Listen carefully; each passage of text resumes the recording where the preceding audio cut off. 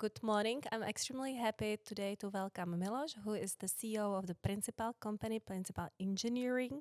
And today we would like to actually discuss a little bit more your involvement in the Principal, what Principal is doing, because together we are doing extremely beautiful study for a pregnant women with a high risk of a hypertension.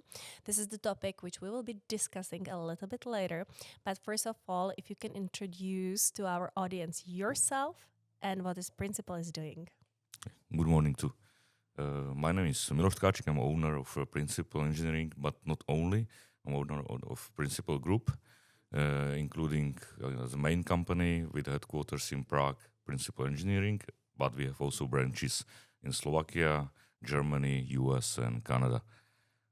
We started approximately 20 years ago as an IT services company.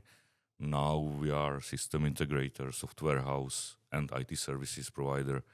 We have up to 700 people, mostly in Czech Republic, but not only. What was the reason actually that you opened your offices in the USA, for example, or Germany? Our ambition is to expand with the best practice, know-how, and resources we have built here in Czech Republic and expand Western, in meaning of US, Canada, and now the fresh branches in Germany. Mm-hmm. But also we have some activities Eastern, for example, with South Korea, maybe Singapore, Saudi Arabia, UAE. So you are the CEO. Yeah. So what is your background? Let's say, entrepreneur. It's the closest, I guess. Great. And before we actually met, I would never imagine that like Principal Engineering as an IT company could do these very beautiful projects with the pregnant women. So what is actually your main scope of the work? What is Principal Engineering really doing? Like if you can more explain to our audience your main service and actually what you can do for a client. Exactly. We are not only IT company, let's say. Part of our business is consultancy. For example, now we are doing some regulatory business here in Czech Republic with regulation of gaming. But we are now system integrator, able to provide the whole, let's say, project lifecycle and advice to the clients. So IT, as in general, is only, let's say, half of our business. What is the other business? So it means this advisory, but also you mentioned banking. Yeah, we work for, let's say, whole economy. So we are work for government. We work for banking. Let's say half of our business is for banking and finance. But we also work for telecommunications and utilities.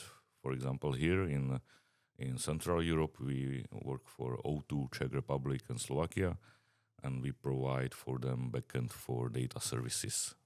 Very briefly. So this is the biggest client, or who are your clients? Biggest client now is Ministry of Social Affairs, I guess. But we have, let's say, very wide portfolio. So we work for most of the banks here, for several ministries. We work also for O2 and as a telco, but also for utilities, like companies like Gasnet is gas distribution company, ČEZ, and also ČEPS, it's, let's say, regulator for energy sector. Now you're like mainly located in Central Eastern Europe. If you can compare the service which you are provided here in Central Eastern Europe versus Germany or the USA, which market is the hardest? And what are the obstacles there? Hardest market is a new market. So when we expand, usually it's 2 times longer and 2 times more expensive than you expect. So for us, from let's say, for example, technological aspects, it's the same. You can program in the same languages. You can deliver the same kind of projects. But it's much easier when you know a customer, when you are established in a country, for example, like here.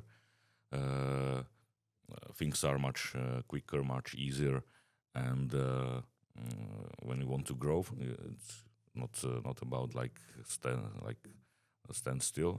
Mhm. It's easier with your home market. New markets are challenging. In this American market, what is the biggest challenge for you there? Is it the people Uh, to find sources or? People are great there. So, Mhm. for example, it's easier to call somebody in US and have some Mhm. call or meet. But economics works different. They are used to big international companies. So, for example, we started as a subcontractor because it was easier. We have to compete some eastern near shores and offshores like Indians and Vietnamese, Chinese maybe. But especially for technological people, for developers, they know we have a quality. Especially former brand of Czechoslovakia is very well recognized in IT in the US and Canada. So there is no doubt we are able to deliver added values, for example. Okay.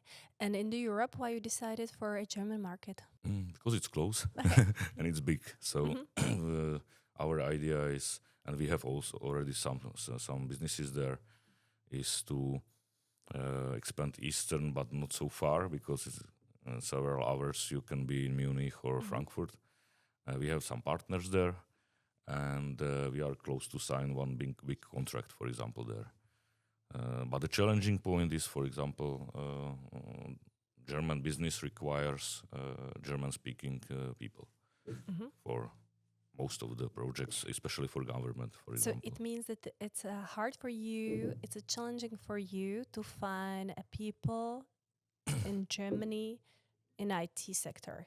Challenging is to find the combination. So Mhm. somebody senior, for example, in some programming language, able to travel there several times per month, for example, and speaking fluent German.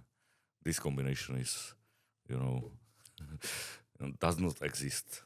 So let's say not even big amounts. But we found a way. So we have partners in Germany, and we are building these partnerships. It's best practice also from Canada and US. Mhm. And so in these regions also you're still focusing on the IT because nowadays you're a little bit shifting to telemedicine. Yeah, where Yeah. actually came up this idea to start with the telemedicine. It's totally different. Like based on the also different regulation. So where the idea came up to Yeah. focus on telemedicine. You're right. It's much different. Mhm. There were two, let's say, uh, um, there was motivation from two sources. Mhm. One, we took part in several projects here for like software projects, implementations for medical sector, like central registers, for example, of illnesses. We integrated several hospital systems, for example, and my another investment was a senior house for Alzheimer patients. So I decided to develop an app for the seniors. And after having like first touch with this business, we decided to use our platform we built for several purposes in telemedicine. One is, for example, for pregnant women covering risk of preeclampsia. So it means that you are the CEO of a big IT company and you're owner of the Alzheimer house. This is also like two different worlds. This is coincidence, let's say, because in Alzheimer house I was pure investor, and that was more ambition than like a purpose. So I decided to do that and have also some kind of business outside IT, outside general IT, let's say. So and now we have product / platform ready. So This is yeah. excellent. So actually you came up from being an investor to develop your own application for Alzheimer people. So which is I think extremely nice act. And then you have a different portfolio right now in your telemedicine. Yep. So I learned that you have also spa and then this risk of hypertension of the pregnant woman. So you have Alzheimer, spa, and pregnant women. And there is another example. We had also one project of implementation of telemedicine in the US for animals, so area of animal health. And you imagine like a ranch, or how it's called in the US, like having 1,000 cows there, and veterinary doctor is 1,000 miles away. So we helped one partner to build up for this veterinary doctor using the same principles, let's say. So excellent. So now you can actually, your clients or your future clients can be sure that you can take care of the Alzheimer patient, then about spa, about pregnant, plus animal issues. Yeah.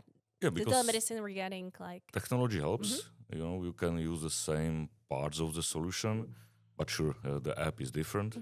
And why spa business here in Czech Republic? Spa is a very specific part of healthcare. It's not very common in Europe or US or so. And we found it's an empty market, so we decided to do one app for well-being. Let's say when we are patient in a spa somewhere, you can get a ring or you can have your watches, and it monitors you and says how you are doing. And when you are leaving the spa, you can see how it was great there. Because that's actually extremely great. Yesterday, I was at a conference regarding the longevity and health, where a spa was mentioned several times. There was a special presentation because it's going to be one of the part of the longevity. As now with the age, we are increasing our age, so we would need, when we are going to be older, actually to have some kind of services, and the spa is extremely great part of it. But what was discussed yesterday, that patients are always great when they are like in the spa, but when they finish, so who's gonna observe them, supervise them, how they can be sure that they can complete their targets. So I actually consider your application very useful. And hopefully, we can use it in the future when we'll be using the spa to see the results after the spa. Not only during this wellness weekends, but when we take a longer. We have a solution. So with one chain of private spa, let's say here in Czech Republic, we are in negotiation, not providing only app for stay there, but the patient will keep the app and will continue with, let's say, well-being aspects, and will continue, training and like keeping well. And for this private spa chain, it's a big retention because he will return maybe to different spa from their chain. So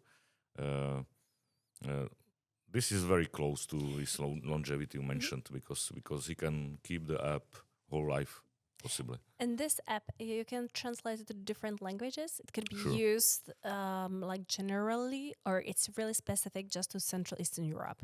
Nowadays, technology is so great that it's about question of not minutes, maybe hours, but you can have an app in Korean, for example. Great. That's great. So you have an app for Alzheimer patient, helping them to improve their cognitive skills. Yeah, exactly. Then you have a spa, which can actually supervise you even when you finish your beautiful time in a spa, and to see your results, plus the veterinarian telemedicine.